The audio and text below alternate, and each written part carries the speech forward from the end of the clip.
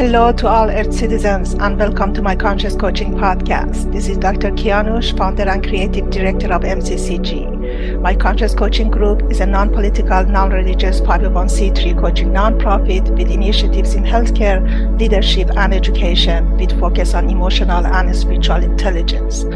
Our vision is to raise self and global awareness for a conscious mind through education and application of EQ and SQ, and our mission is to connect, collaborate, and partner with hospitals, academics, colleges, and medical schools and organizations to embrace growth, self-healing, and self-coaching to achieve well-being and peak performance of individuals and the team as a one connected whole. Today, our special guest speaker is a dear friend and colleague of mine, Dr. Bruce Greyson, who I know through IANDS and our related conversations about my own near-death experience. Dr. Greyson is Professor Emeritus of Psychiatry and Neurobehavioral Sciences at University of Virginia School of Medicine. He was a co-founder and president of the International Association for Near-Death Studies, known as IANDS, and editor of the Journal of Near-Death Studies. Dr. Greyson has published more than 100 scholarly articles about near-death experiences in a peer-reviewed medical journals and 3 academic books. He has addressed more than 100 national and international professional conferences. His research for the past 4 decades has focused on near-death experiences and particularly their after effects and implications. His book, After, a Doctor Explores What Near-Death Experiences Reveal About Life and Beyond, is his first trade book, bringing his scientific research to a popular audience. Welcome to MCCG Podcast, Bruce. Oh, thank you so much, Kianush, for inviting me. Thank you for being here and contributing to our cause. Bruce, let us know, how do you like our audience to know you personally or remember about you? Well, that's a great starting question, Kianush. I think I'd like to be remembered as someone who cared about other people and treated them with kindness. I really love that, and I think you being here for me is an example of it, and for the cause that we believe in as well. Bruce, as co-founder of the IANDS, can you tell us a little bit about the history of it and how it was established and why? Right. Well, no one had heard about near-death experiences, or NDEs, until 1975, when Raymond Moody published a book called Life After Life, in which he gave us that name. Mm-hmm. Shortly after that, he started hearing from a lot of researchers around the country who wanted to study this phenomenon. And what he decided to do was invite them all to a conference at the University of Virginia to talk about how to do that. So he did. And out of that meeting, several of us formed this organization called IANDS, IANDS, the International Association for Near-Death Studies. They included psychologist Kenneth Ring, cardiologist Mike Sabom, sociologist John Odette, and myself, a psychiatrist. We originally had in mind to form a group to support other researchers in their lonely pursuit of near-death experiences. But it soon became obvious that a greater need was to support the near-death experiencers themselves, who are often having trouble integrating this unusual experience into their, quote, normal lives. Now, some 50 years later, IANDS is still going strong. It publishes a quarterly scholarly journal, a newsletter. It has annual conferences, and it has around 50 local support groups and a number of online groups as well. Yeah, thank you so much, for funding this. I mean, personally, for me, it has saved me from lots of confusion. And now, as you know, I'm part of these great organizations, yes, of the online sharing groups. And it is really important for many people to have access to these organizations, and the resources and the services that they are providing. Why do you think, Bruce, that our healthcare and mental health professionals and psychiatrists, therapists, and even coaches need to know about the NDEs and overall spiritual transformational experiences, which we call them STEs? Well, for one reason, most near-death experiences occur in some healthcare setting, so that doctors and nurses are the first people to hear about these experiences from the people who have them. Yeah. And how they respond to the near-death experiencer is critical in whether the experiencer can then integrate the experience and feel comfortable with it or feel like they have to keep quiet about it and not share it with anybody. Some experiences do need support. And if the doctor or nurse tells them it's just a hallucination, forget about it, that does irreparable harm to them when they try to understand it. Yeah. Yeah.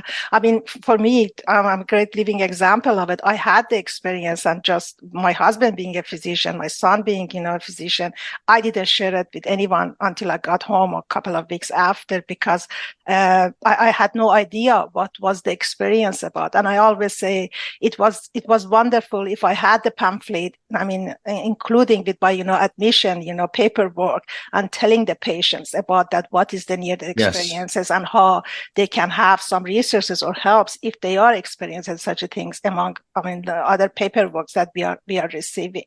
And exactly. And why do you think, Bruce, that NDEs are not hallucination that caused by the brain? So that was my question myself from my own self, and and the physicians around me. Well, I started studying near-death experiences 50 years ago from a materialist perspective. I didn't know anything about the spiritual world at that time. And I assumed that these experiences were hallucinations, and we'd find some simple physiological explanation like lack of oxygen to the brain, or drugs given to patients, or chemicals produced by the brain. And one by one, we've been able to test all those hypotheses and found that they were wrong. They just did not explain near-death experiences. What you see in an NDE is very complex thinking, perceiving, memories. And these are just not compatible with a brain that is sometimes impaired and sometimes completely stopped. There's no way the brain can explain how people have what they call the most elaborate experience of their lives when the brain is not functioning well. On top of that, there are some phenomena within the near-death experience that just cannot be explained by any simple brain mechanism. For example, many people, when they have an NDE, will describe leaving their physical bodies and then seeing things from an out-of-body physical viewpoint while they were totally unconscious. And they often describe not just expected things, but totally unpredictable and unexpected things, which doctors and nurses around them can later verify, yes, that did happen just the way the patient said. Beyond that, many near-death experiences say that they encountered in their NDE deceased loved ones. Now, skeptics can say, well, this may be just expectation or wishful thinking. But in many well-documented cases now, the experiencers saw someone who was deceased, but not yet known to have died, so that no one had any reason to expect that they were going to be seeing them in an NDE or wanting to. Yeah, I completely agree with you. I mean, in my case, I even was waiting to forget it, like that. It may have been a dream, but it wasn't a dream. So It wasn't a hallucination. It wasn't a dream. It wasn't something that you can forget it. It's just like that the light has been turned on and you have seen a reality that there is no way that you can ignore it. That's right. In your personal opinion, or by your experience or researches, how do you think that the NDEs are changing people's lives? Well, as fascinating as the NDE itself is, what's more interesting to me as a psychiatrist is how it changes people's lives. Psychiatrists and psychologists work very hard to get people to make fairly modest changes in their lives. And here you have an experience that in a matter of seconds can totally transform someone's attitudes, beliefs, values, behavior. We have nothing else that is nearly that powerful. Mm-hmm. The most common thing people report is that they are no longer afraid of death. Along with this, they paradoxically have no more fear of living. Now, you may think that doesn't make sense, but actually, when you think about it, if you're not afraid of dying, then there's no reason not to take chances in life and enjoy it to the fullest, because what's the worst that can happen? You die, which is not so bad. Yeah. And when I first heard this as a psychiatrist, I started worrying that, is this going to make people more suicidal if they hear that death is nothing to be afraid of? So I did a study of this. I looked at people who had suicide attempts and then had a near-death experience as a result of that, or didn't have a near-death experience. And what we found was that those who had a near-death experience became much less suicidal after the NDE, not more suicidal. True. On top of this, many people say that after the NDE, they become much more spiritual. And by that, they do not mean more religious. They tend to become much more connected to other people, to the natural world, to the universe, to the divine. And that makes them feel much more connected to everyone else and therefore much more compassionate and caring about other people. Yeah. Along with that increase in spirituality, there's a decrease in material things, in wealth, power, prestige, fame. And we see this in their behavior as well. They become much more altruistic. They sometimes change their relationships and their careers as a result of these attitude changes. Yeah, I can really relate to that. As you know, so as a healthcare, research scientist, after my NDEs, my life completely shifted to go for coaching profession. Gradually, it didn't happen in one day or 1 month. Yes. So yes. there is what they call it, the caterpillar phase to find what's your calling and mission in the world.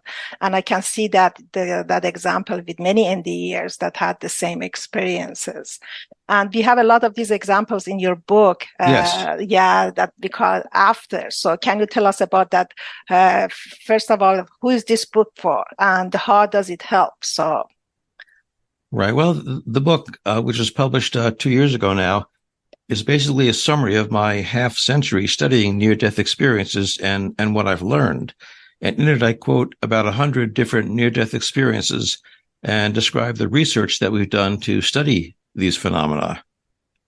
And as you said, I give a lot of good examples of people who had out-of-body experiences and saw things accurately, of people who saw deceased loved ones who had not yet known to be dead, people who had very elaborate life reviews in which they not only viewed their lives from their own viewpoint, but also through the eyes of other people involved in those incidents. And we see a lot of these strange phenomena that are repeated again and again from people in all different cultures, all different religions, and going back through the centuries. We have accounts from ancient Greece and Rome and Egypt that sound just like the ones we hear today. If I had to summarize what I've learned from all this research, I'd say first that near-death experiences are incredibly common. Studies in several different countries have shown that NDEs occur to about 5% of the population. That's 1 in every 20 people. That's a lot of people. Yeah. Secondly, they are totally normal experiences that happen to normal people under abnormal conditions. They have no connection whatsoever to any type of mental illness. Near-death experiences really lead to profound changes, both positive and negative, that need to be addressed in order for people to have a fulfilling life afterwards. And then near-death experiences make us question the relationship between the mind and the brain, whether they are totally separate things. And if they are, does that mean that the mind can survive after the brain dies, after the body dies? And probably the most important thing that people learn from a near-death experience is that we are all interconnected. And that leads near-death experiences to embody the golden rule, which is a part of every religion we have, and basically says that you should treat other people the way you want to be treated. If you hurt them, you hurt yourself. But for near-death experiences, it's no longer a guideline we're supposed to follow, but it's a rule of the universe, a law of the universe, just like gravity is. Who is this book for? I think it's for anyone who's concerned about death, anyone who's concerned about the mind-brain issue. I think it really helps us deal with the fear of death that's so common and the fear of life.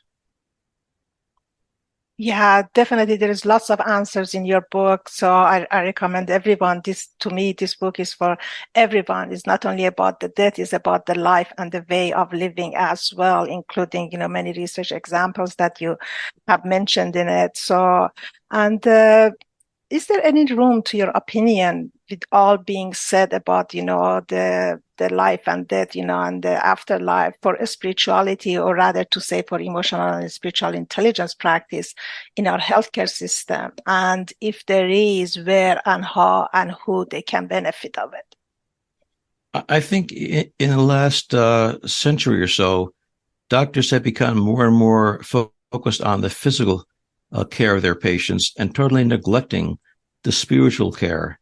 And they're really interconnected. You can't really treat one without treating the other. And I think spiritual concerns are very important to our patients, And those attitudes, their spiritual concerns they have, influence how they feel about illness and about healthcare.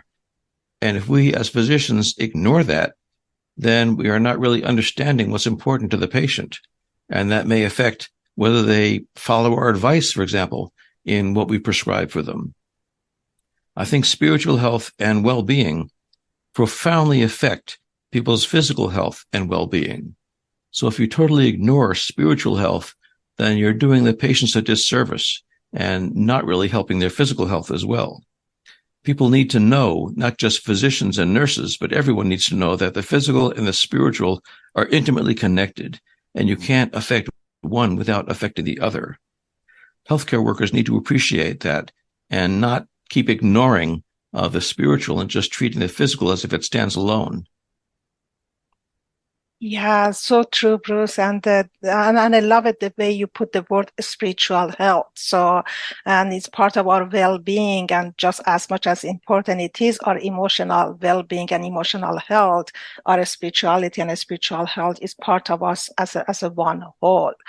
And being that said, at the end, do you have any recommendation for our audience or healthcare professionals if they want to start, just knowing more about this work? So except reading your book, what else they can do? Well, let me give you a bit of good news first. Because there's been so many reports from near-death experiences about doctors who did not respect their experience.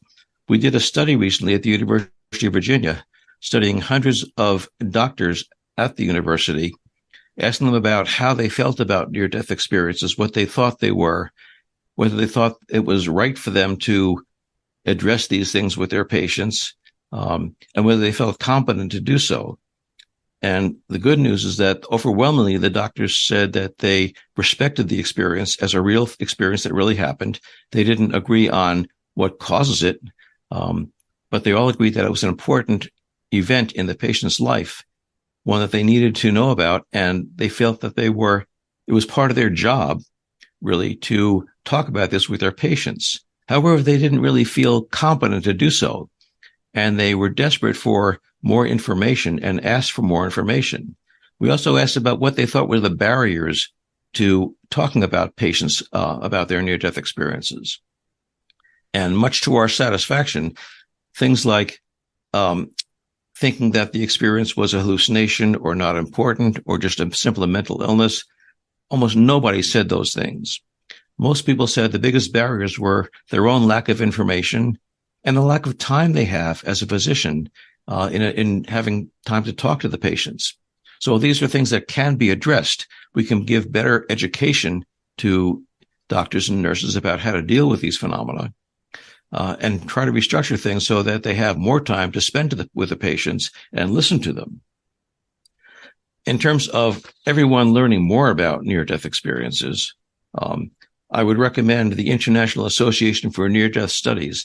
It's www.IANDS.org, which has a very elaborate website with lots of resources, printed materials, online materials. They have conferences, they have workshops, all of which have a lot of information that's available for people. They have also pamphlets addressing certain specific phenomena like unpleasant experiences or experiences in children or experiences related with suicide attempts. And there are, through IANDS, support groups you can attend either in person or online to get further help. Yes, thank you very much. And as our audience probably know, these sharing groups are free. So they are provided almost, every weekends, and they are free of charge for the public, and they can attend that just by registration. That's right. And thank you so much, Bruce, for your contribution, for your time, and just being here today with us. We love you and we appreciate you for all you have done for the humanity and for the IANDS, organizations, and for the healthcare professional and community as well. Well, thank you so much, Kassauei. Goodbye to our listeners, and remember, one podcast at a time. Thank you for being with us for another one. You can visit our website at myconscious.org to learn more about us, or write to us at coach@myconscious.org. And please stay connected by following us on our social media platforms, LinkedIn, Instagram, Facebook, or Twitter, not to miss our upcoming episodes and events. Love and light from all of us to you. Make it a great day, everyone.